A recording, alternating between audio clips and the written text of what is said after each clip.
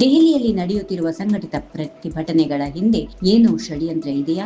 ಭಾರತದ ಬೆಳವಣಿಗೆಯನ್ನ ಸಹಿಸದೆ ಕಾಣದ ಶಕ್ತಿಗಳು ಕುಮ್ಮಕ್ಕು ನೀಡ್ತಾ ಇವೆಯಾ? ಹೌದು, ಇಂತಹದ್ದೊಂದು ಗಂಭೀರ ಅನುಮಾನವನ್ನ ವ್ಯಕ್ತಪಡಿಸಿದ್ದಾರೆ ಕೇಂದ್ರ ಸಚಿವ ಎಚ್ ಡಿ ಕುಮಾರಸ್ವಾಮಿ.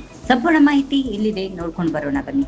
ಹಾಸನ ಜಿಲ್ಲೆಯ ಹೊಳೆನರಸೀಪುರ ತಾಲೂಕಿನ ಮಾವಿನಕೆರೆ ಶ್ರೀ ರಂಗನಾಥ ಸ್ವಾಮಿ ಬೆಟ್ಟದ ತಪ್ಪಲಿನಲ್ಲಿರುವ ತಮ್ಮ ತಾಯಿ ಶ್ರೀಮತಿ ಚೆನ್ನಮ್ಮ ಅವರ ಸಮಾಧಿಗೆ ಸಚಿವ ಕುಮಾರಸ್ವಾಮಿಯವರು ತಂದೆ ಎಚ್ ಡಿ ದೇವೇಗೌಡರು ಹಾಗೂ ಕುಟುಂಬಸ್ಥರ ಜೊತೆಗೂಡಿ ಪೂಜೆ ನೆರವೇರಿಸಿದರು.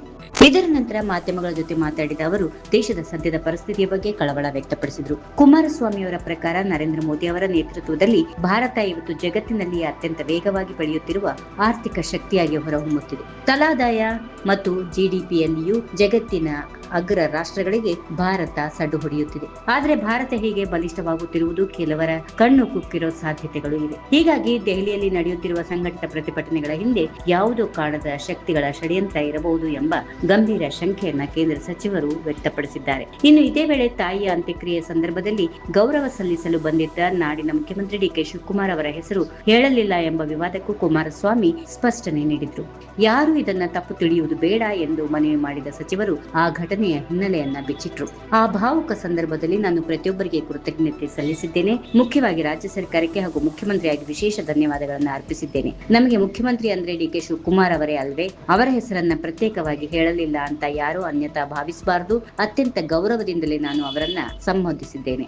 ಅಷ್ಟೇ ಅಲ್ಲದೆ ಆ ದಿನ ತಮಗೆ ಮೈಕ್ ಹಿಡಿದು ಮಾತಾಡುವ ಉದ್ದೇಶವೇ ಇರಲಿಲ್ಲ ಎಂದ ಕುಮಾರಸ್ವಾಮಿ, ನನ್ನ ತಾಯಿಯೇ ನನ್ನನ್ನು ಮಾತನಾಡಿಸಿದ್ರು. ಆ ಭಗವಂತನೇ ಆ ಮಾತುಗಳನ್ನು ನನ್ನ ಬಾಯಲ್ಲಿ ನುಡಿಸಿದ. ನಾನು ಎಂದಿಗೂ ಮುಖ್ಯಮಂತ್ರಿಗಳು ಸೇರಿದಂತೆ ಯಾರನ್ನು ಅಗೌರವಿಸುವ ಪ್ರಶ್ನೆಯೇ ಬರುವುದಿಲ್ಲ ಎಂದು ಸ್ಪಷ್ಟಪಡಿಸಿದರು. ತಾಯಿಯನ್ನ ಕಳೆದುಕೊಂಡು ಭಾವುಕ ಕ್ಷಣದಲ್ಲಿಯೂ ಸಹ ರಾಜಕೀಯ ಅಥವಾ ಯಾವುದೇ ವ್ಯಕ್ತಿಗತ ಅಗೌರವ ತೋರುವ ಉದ್ದೇಶ ತಮಗಿರಲಿಲ್ಲ ಎನ್ನುವುದನ್ನ ಕುಮಾರಸ್ವಾಮಿ ಇಲ್ಲಿ ಅತ್ಯಂತ ಸ್ಪಷ್ಟವಾಗಿ ತಿಳಿಸಿದ್ದಾರೆ.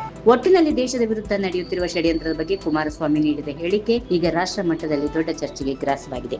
If you like this video, ಬೇಗ ಲೈಕ್ ಮಾಡಿ, ಕಾಮೆಂಟ್ ಮಾಡಿ, ಶೇರ್ ಮಾಡಿ ಹಾಗೂ ಯೋಯೋ ಟಿವಿ ಕನ್ನಡವನ್ನು ಸಬ್ಸ್ಕ್ರೈಬ್ ಮಾಡಿ.